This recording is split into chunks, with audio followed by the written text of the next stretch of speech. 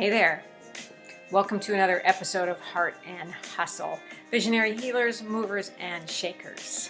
I am your host, Paulette Rees-Denis, here to bring you magic makers from around the globe, people who are creating change, who have small businesses, large businesses, hobbies, but they are creating the life of their dreams. And that, my friends, is what living is all about. So let us know how you like this episode. Please subscribe, and we'll see you there. Thanks for joining. All right. Hello, beautiful friends. Hey. Welcome to another episode of Heart and Hustle, Visionary Healers, Movers, and Shakers. I am your host, Paulette Rees-Denis, your transformational lifestyle coach for creative women who are on the verge of becoming something bigger, brighter, happier, more abundant, and magic makers. We are all magic makers. I am your movement motivator and your magic maker and your passion instigator. And I love to bring you other magic makers. And those of you who've been following me for a while, you know that. You know all these people I bring to you in these interviews are incredible. Predominantly women. I think I've maybe had 6 guys over the last 5 years. I know, wild.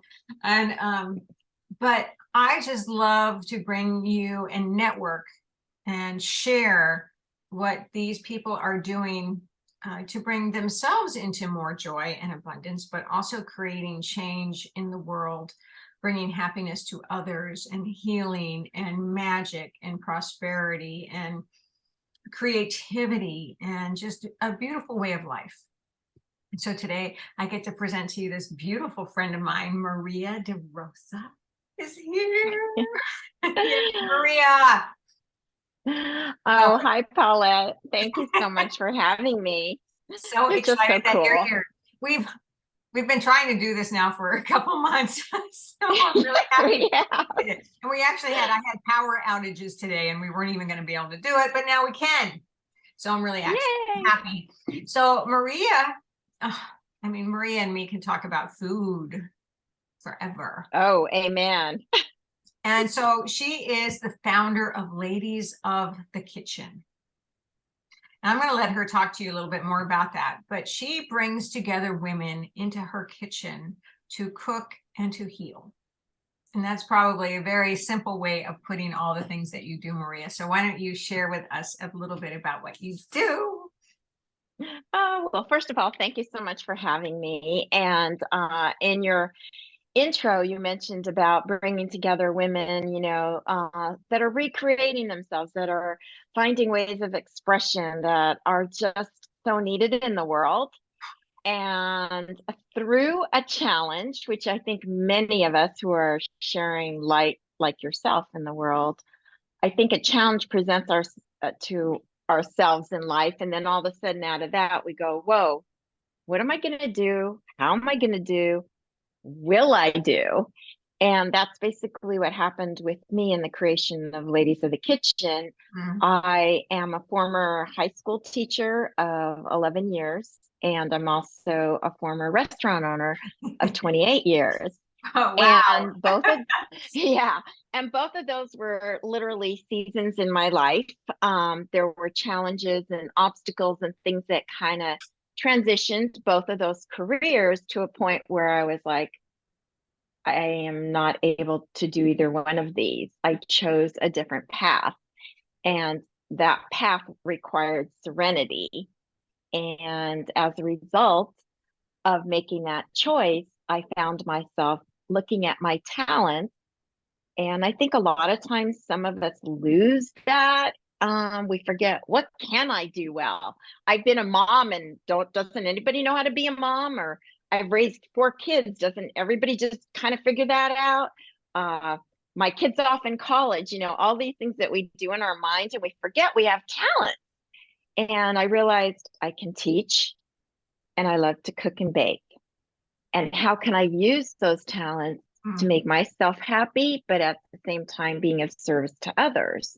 So I thought, wow, I love to cook, I love to bake, and I'm a good teacher. I can take all that and help women who've been through similar situations, whether it's a loss of a kid going off to college or a loss of a spouse, or they're transitioning out of a job and into retirement. All that can be done through the art of cooking, and healing can happen in the process. Oh, I do. I love that so much. I'm always sharing my cooking. I love it. I love to feed people. It's so it's nourishment and it's connection and it's a circle, when you have meals together, right? Exactly, exactly. And I think it's a lost art. I believe, honestly, that the pandemic started to do a little surge of us realizing the importance of connection. Mm. No longer were families glued to the TV or running out the door. They were literally like, oh, we're stuck in the house. What are we going to eat together? What are we going to go converse about together? And literally that became the inspiration, I think, for people starting to look at, what am I eating? Mm. Oh my gosh, maybe I can cook. And so that was the beginning of it. And a lot of the research, which a lot of people don't realize, because I feel that they don't take some of the practices that are so easy to light and to heart. So by that I mean, a lot of people have heard about pet therapy, right? In Mhm. hospitals, you Mhm. bring in the dogs and so forth. Well, St. Jude's hospitals that deals with children and cancer and terminal patients, and Children's Hospital, and also a couple of hospitals back east, realized that during the pandemic, a lot of these animals couldn't come in, couldn't do their work. They were limited to the staff that was in-house, right? Because nobody knew what was going on. And they started a new research, and the research was actually done by a couple of nurses who, out of desperation and frustration, like, what are we going to do with these kids now? And how are we going to, they can't leave, and we're here with them. One of them literally took out some dough for a bread dough that she was doing for sourdough and said, let's get the kids to play with this like Play-Doh. Sorry, hold on. And oh, that's okay. And as a result of that research, okay, which expanded and expanded, other hospitals kind of started doing, they realized that the five senses in that process, the kids were seeing, they were smelling, they were touching, Mm. they were literally, for that 20 whatever minutes it was, so present that their healing and their feeling of whatever it was that they were dealing with, lack of being able to breathe or just sit still, all of a sudden they were able to feel good about themselves and their body just within that time frame. So if people who are ill can heal using food as a mechanism in the five senses, just think how we who have maybe a soul wound of some kind, or a trauma or a situation we're trying to deal with, can easily heal by just applying a little bit more thought into our ritual when we go into the kitchen, even if it means just how we pick our coffee. And are we putting it in a glass? Are we just Oh, throwing it into a tumbler? such a great example because so many things become so rote. They just are habit. There's just like, I'm gonna go make my coffee in the morning and I'm gonna go do this thing and thing. And without Yeah. bringing any awareness into it. Exactly. Just going up to your coffee cup, and before you start the brew button or something, just going, wow, we're going to have a good morning today, aren't we, coffee? I mean, it may sound crazy, but Oh, just a it's beautiful. simple blessing and acknowledgement. The mind has already connected. Wow, this is a blessing and a gratitude. Indirectly, the mind is registering that as a Yes. calm Yes. neuron chemical change that's needed in our body. So Yeah. Well, It's just amazing, the little simple actions. yeah, simple actions, simple rituals, simple habits, simple daily self-care. Self-care, bottom line. Exactly. You know, And when we fuel our body, right, as you well know, we're going to get more clarity. And when we have more clarity, especially a healthy aging adult, the more clarity we have, the more, oh, wow, I might go outside for a walk today. I'm just like more alert, right? Just little things like that start changing the whole process of us, our mind, body, and soul connection. yeah. Yes, yes, Yeah, yes, yes. I mean, and there's so many things that go along with that, you know, so many other kinds of things that you can do for awareness. But I mean, food is medicine, but food is what fuels us, and we have to have it. And exactly. I believe so much, and especially in America. Well, I live in America, so you know, I've traveled the world, I've traveled so many places, and food is taken for granted. Food is taken for granted. And of course, I know you're not vegan, but I'm vegan. So there's that whole aspect of, you know, animal products, but there's also just, you know, junk food and fast food and processed food and, you know, biggie size food. And people just take it for granted. Exactly. Exactly. And in the process, okay, even just going to the supermarket and just taking a few minutes when you know how you're attracted, oh, this particular orange looks so nice, right? Or those tomatoes look amazing, right? A lot of times people just pick by sight, which is fine. Okay, you're just picking by sight. You're maybe not reading a label that may go with it. You're maybe not doing all the other things that you and I may do. But the one step that a lot of people are forgetting, they take it home. And now maybe they did pick the best organic tomato and it was done by a local grown vendor or person in their community, which is even better, right? But then when they get home, how many really take the time to think, wow, that took a lot of work to put this tomato together, Man, like the growing behind it. I right, mean, just right. and in other That countries, farmer, there's a baby. whole right. And in other countries, they have a whole ritual with that. They bless it. They say thank you. They make sure that it's always a local rancher or farmer. I mean, all these little elements that we forget ourselves. Yeah.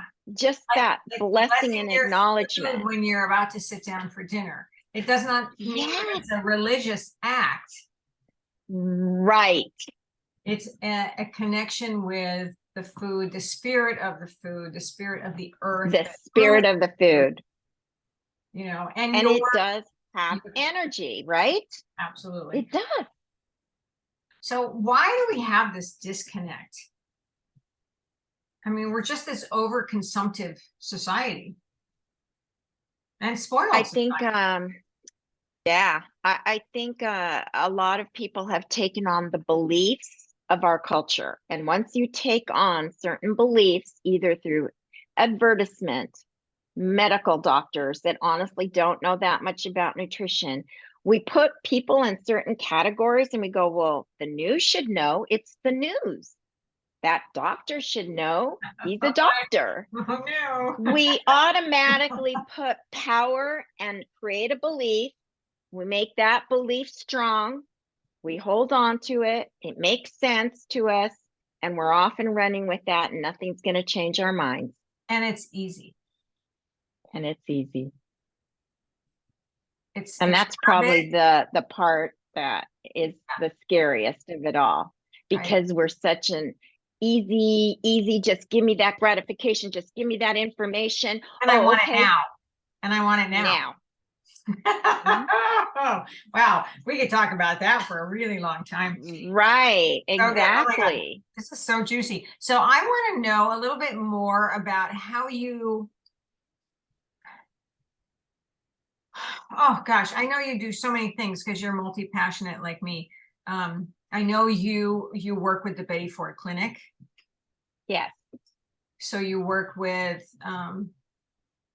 Children. addicts, children. The children of families who are addicts or alcoholics. So unfortunately, children don't know any better when they're children. They're doing their belief system by what they're surrounded by. Right.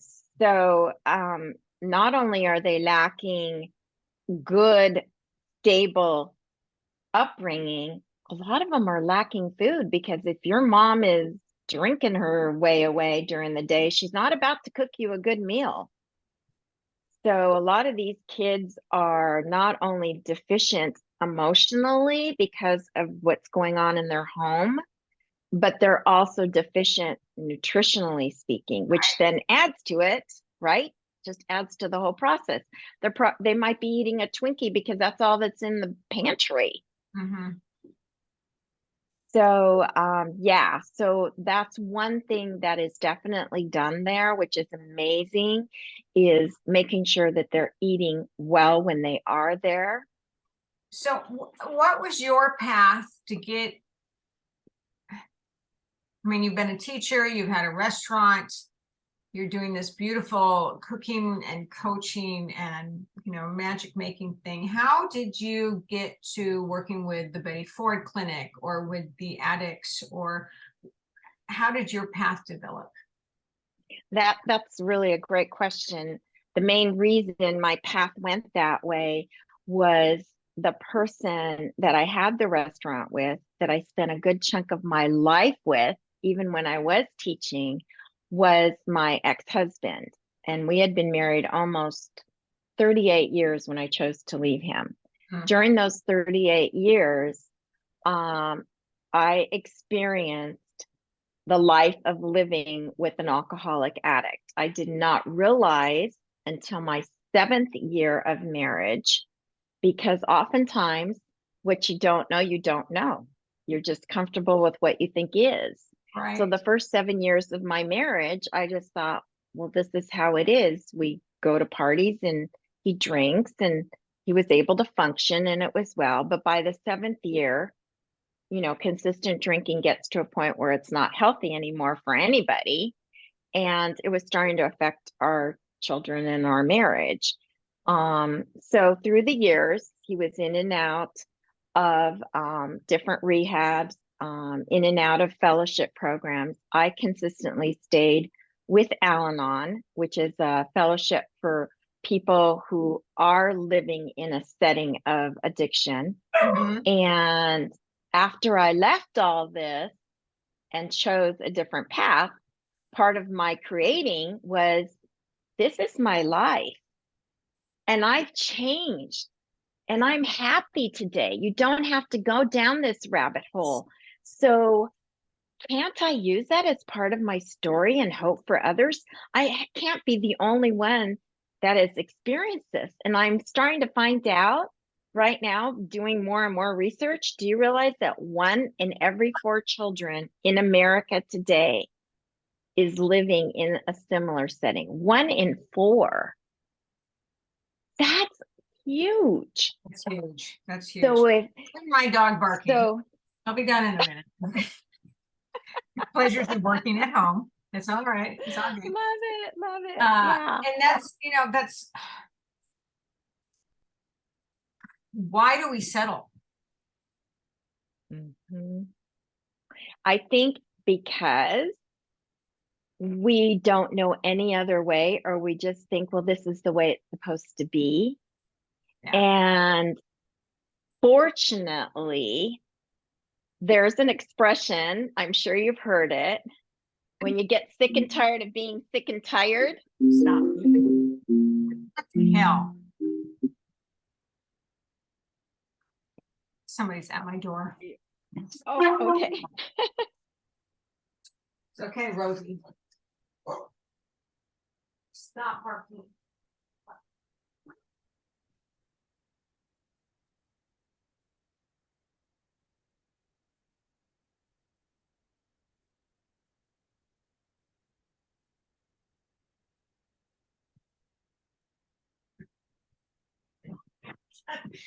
Can this just continue?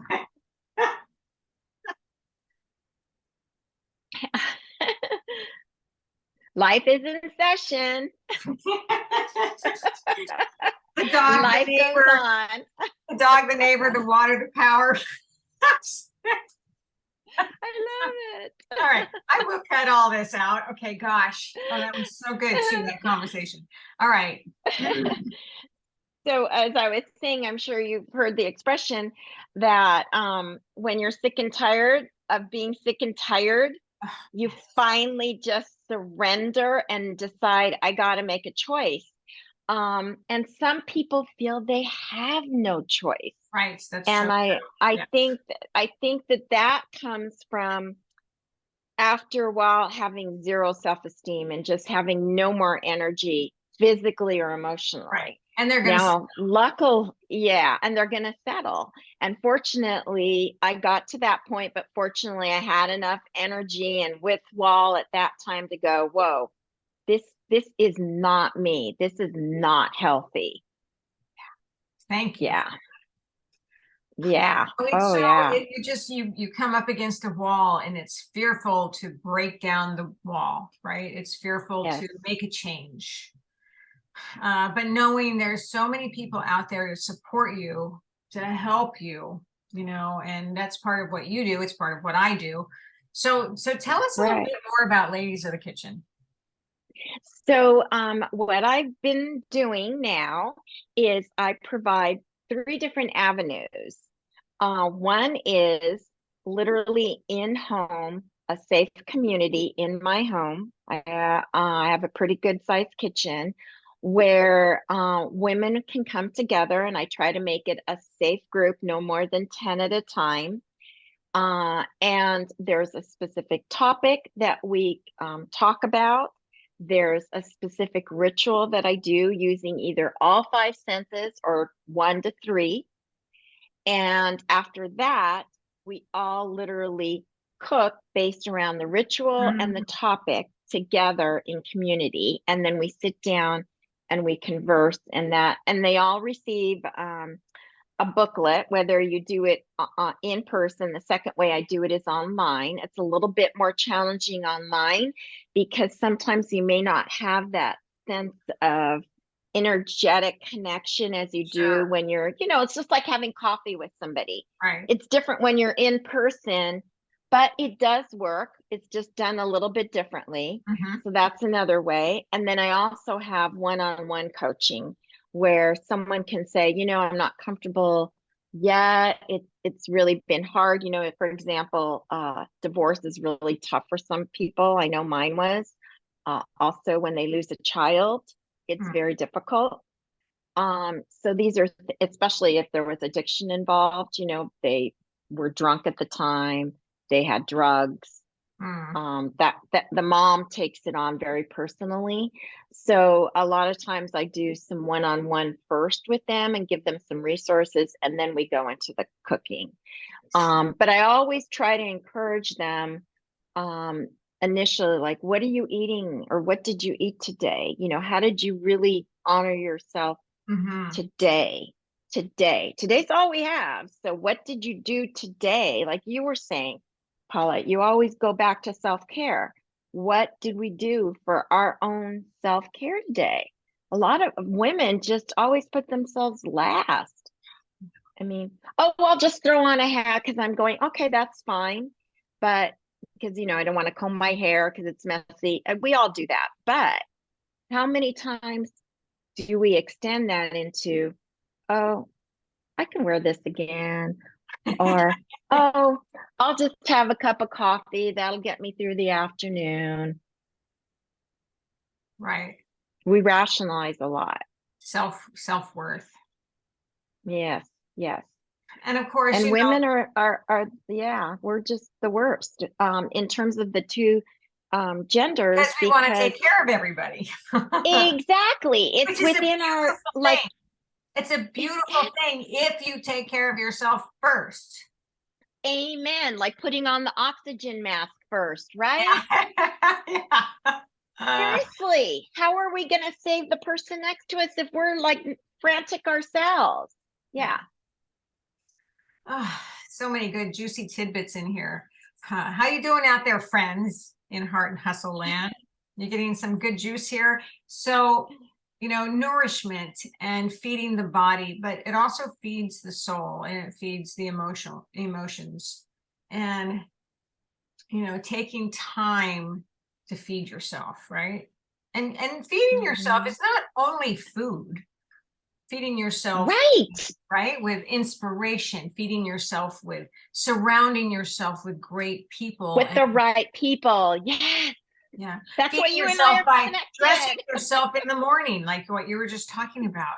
The things that make you feel good, the things that make you feel worthy, the things that raise your energy and makes you stand up and be present. Yeah. And that's what I always say to my dance classes and my yoga classes is you are participating in your life. You are not just I love walking that. through life. I know, isn't that great? I Participating love in that. your life, showing up. Because what? We all want to be seen. We all want to be heard. We all want to be part of something.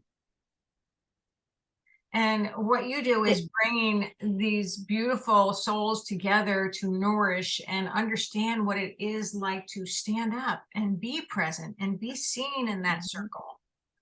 And to take Exactly. time to feed yourself. Yeah. I get so passionate. I know sometimes I'll just ask, like in a round of questions, what was the last book you read? When was the last time you wrote yourself a little love note, or put on the mirror that you can see in the morning when you're brushing your teeth? Hi, beautiful. It's another day. It's like everybody's like down here not even looking at themselves, It's like, Oh, wow, well, there's wake that. up with a smile. Yeah. Wake up with a smile. You have another day to walk the planet. God bless. Oh, and it's so good. And it can be so Yeah. fun if you allow yourself to be in that place. So what do you do for yourself every day, really quickly? So I always start my morning, always, always, always, like between 5 and 5:30. And I got conditioned with that. I think running the restaurant, I was always up early. So I start off with either a cup of green tea that I love, okay, or a cup of a really good organic coffee that I found. So one or the other, depending on my mood. So I sit down with that and I put on my little AirPods and I listen to some really quiet, like meditation music. And while that's happening, I get out my journal and I write down anything that I might have dreamed about, just so that I can have a little theme going. Why did I dream that? And just kind of see where that goes. And then I always take another page and just write my feelings. And then I meditate for about maybe 10 minutes. Sometimes I go more. And then I do a little exercise of some kind, whether it's walk or run or pickleball. It varies depending on my schedule. So that's my morning. And I always have, I try to, depending on what we are doing, family or whatever, I try to have my main meal during the mid-afternoon, like one-ish, 1 or 2-ish. And then I have a lighter meal in the evening. I got used to that at the restaurant and it's worked really well. And I found out a lot of cultures in Europe do that too. So it's kind of worked out well for me. But sometimes, out here, everybody has their meals later. So I kind of adjust. But so that's kind of it in a nutshell. Yeah. Yeah. Awesome. It's interesting because so many people, because I ask people this all the time, it's been quite a study for me. And I have my morning clarity ritual, which is very similar, and I call it meditate, percolate, and dance break, which is I like that. And percolate is, to me, is like percolation of your ideas, of journaling, of dumping or making something, right? When you percolate your coffee, when you percolate in your journal. And then dance break is like movement. You got to have movement. And it's so interesting that so many cultures and so many people have this same or very, very similar styles of morning rituals. Because why? Because they bring you clarity, they bring you happiness, they bring you aliveness into the day. They set the pace for the day. Yeah. And so many people just run to the coffee or run to whatever the beverage they're going to do, even if it's the shake, which is fine. But it's like there's just movement and no thought, awareness, Yeah. setting yourself for the day. Yeah. Yeah. So good. So good. Yeah. I like percolate. I'm going to borrow that one. Yeah. I Meditate, love it. percolate, and dance break. I love it. Yeah, I love it. It's so Thank good. you I for love it too. sharing that. Yes, absolutely. All right, honey. Well, thank you for spending time Thank with you for having me. and thank you for the patience in trying to make this work. Oh, no. We did it. We did it. And to all of you that are listening, God bless you for picking Paulette, because I'm blessed that I picked her as a friend. And I know we're just going to go places together because we're just that kind of jive. We totally are. Oh my God. So you guys out there are that The kind first of time I jive saw too. Maria was at a dinner and I'm like, who are you? And you are coming with me. Yeah, that's about it. And I loved every minute of it. I know, it's so good. It's so good. Well, and that's what we were talking about, is surrounding yourself with people who lift you up, who are inspiring and inspirational and supportive and magical and creative and doing things with their lives, because you feed off of each other. You uplift each other, and there's no derogatory, there's no competition, it's just like, oh my God, you are the greatest thing ever, you are beautiful, you're doing this amazing work, how can I help you, how can I support you? Right. And if you take the time to trust yourself and listen into yourself, you'll feel that connection with people. Oh, yeah. Absolutely. Yeah. Oh, thank you for doing that for so many. Yeah, well, and you do it too. And so you guys listen to that and go out and feel what it feels like to be surrounded by those kind of people. And if there's someone who is not serving you in that way, nothing is forever. Time to move on, right? Amen. Yes. And go out and nourish your body, nourish your heart and soul, and listen to what Maria has to say. And of course, I'll hook you in with all of her information so you can connect with her. Thank you. Yeah, and it's just beautiful. And Maria, you're just making such beautiful work in the world. Well, thank you. And thank you too, Paula, for what you're doing in the world. Yeah, thank you. All right, my friends. Again, thanks for being here. Thanks for spending the last half hour or so with the barking dog and the people at the door, whatever is going on. And that's okay. That's totally fine. It's part of, why I chose the life I chose. And what I was going to say is, so make sure you subscribe, leave a review if you like. That would be awesome on YouTube or SoundCloud, wherever you're hearing, watching, listening, on my blog, wherever you are seeing this post. Connect with Maria. And until we meet again, many blessings. All right. Till later. Bye.